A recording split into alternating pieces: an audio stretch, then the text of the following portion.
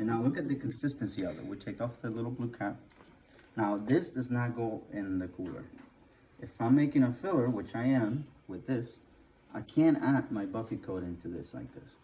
What happens if I add my buffy coat into this gel like this when it's so hot like that? You would cook it.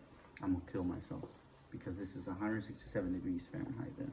So I need to bring the temperature there. So I'm gonna stick it in the biocool like that and cool it a little bit. So For the filler. For the filler. Okay. The membrane, I don't wanna do that because I want to induce clotting. So I actually take this gel and I'm gonna pour it in here directly. Look how that looks. See how it's like clumpy? A lot of people say it looks like fat cells. Yeah. Okay, now I take this little plunger that you get in the same kit, right? I use the bigger one. And I'm just gonna gently tap it down and just get an even coverage of the whole surface of that little cube area. The little square area right here. So I might even push a little harder on the big clumps just to break it down a little more. But all you're doing is getting even coverage everywhere. Okay? Once you get it nice and covered, it's gonna look like that. Okay?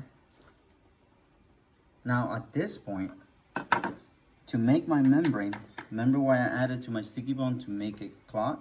Same thing to this one. We're gonna add some liquid PRF to it. Now I wanna add my rich layer of cells. So to add all those healing factors into my membrane. So I still have a tube that I haven't used. I have 2 of them actually.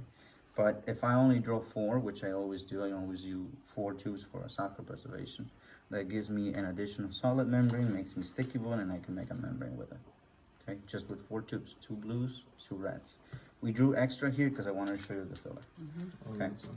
Now because I want this to clot as fast as possible, I actually want to add a protein that helps with clotting. Remember what the protein was? Those proteins? I do. No, they're fibrinogen and thrombin. Fibrinogen. Yeah. Those proteins are the ones that help with clotting, right? So if I want to locate those proteins, where in the tube would I find this? Remember, proteins are lighter than cells. So at the top. Yep, exactly. Those proteins are probably going to be like at the very top layer. Okay. If I want this to clot as fast as possible, I'm going to add a booster of those proteins so that I can get it to clot faster. So we open the tube. Remember, we wanted to clot, so I wanted to clot right away, so it doesn't matter if I open the tube. I actually take 0.5 cc's of the very top layer, 0.5. Then I take my needle, go all the way down to the buffy coat, and I draw up all my good healing factors. Okay, another 0.5. Okay.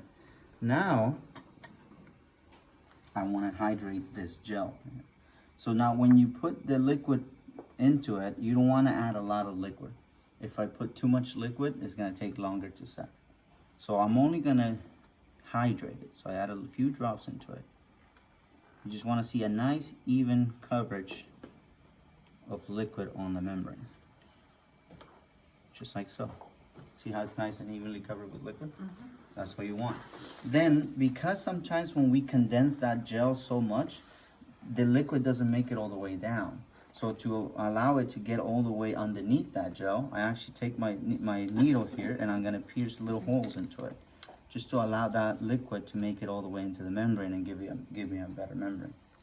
Now, if I stop there, that's my extended membrane. After 15 minutes, I come back, that's going to be said, that's an extended membrane.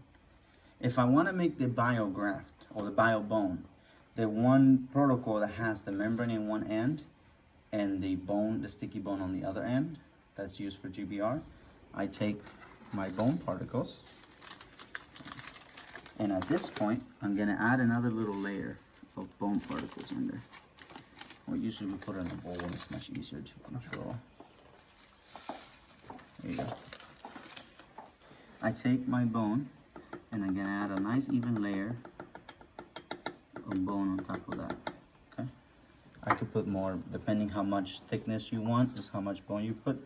I'm just going to use it just to show you guys. So here, then I take my plugger and I kind of evened out all that bone layer, right, over my membrane. Now notice how the particulates of bone are really dry. So I take some more liquid and I'm going to add more liquid to that. Because I've added that bone that's going to suck up that liquid, it's okay to add more liquid, okay? And then I just condense everything down, make sure everything's nice and incorporated. I might have to add a little more liquid because it's too little. You want everything nice and incorporated. You don't want to see a lot of those white particles like that. So you don't use the sticky bone you already made? Yes, this is only for different purposes. The sticky bone that's already made is what you will use for your normal socket preservation. I meant like to combine it. You can't take this and put it on top of the membrane? It won't stick together as well as this does. I see. This is more of a purposeful kind of like for a different purpose kind of protocol. If you're doing horizontal GBR and you want to just augment the ridge or something, you can just take, instead of making sticky bone and then a membrane on the side, you can make it all in one. Now, I don't recommend this for socket preservation because it gets really difficult to be able to know how much bone I have to put to give me the thickness of the socket, right? The height of the socket. And if I use this for a socket preservation, I'm gonna end up filling almost the whole entire square, and I'm wasting a lot of bone because I'm probably only gonna cut a little piece.